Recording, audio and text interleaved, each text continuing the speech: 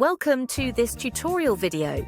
This video will guide you step by step, showing you how to easily split rooms, floors or ceilings in just a few steps. Go to Interior Design Tools. Click the floor plan.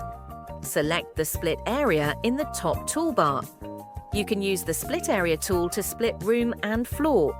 The split room tool can select floor only or ceiling, wall and floor, then click to enter the drawing interface.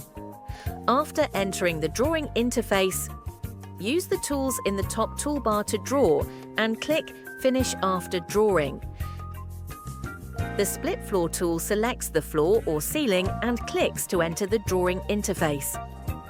After entering the drawing interface, use the tools in the top toolbar to draw and click Finish after drawing. Only the floor or ceiling area is split, and the split area cannot be named. After splitting the area, you need to name the room. Switch to 2D mode. Click on the drawing area and set the room type and room name in the right panel.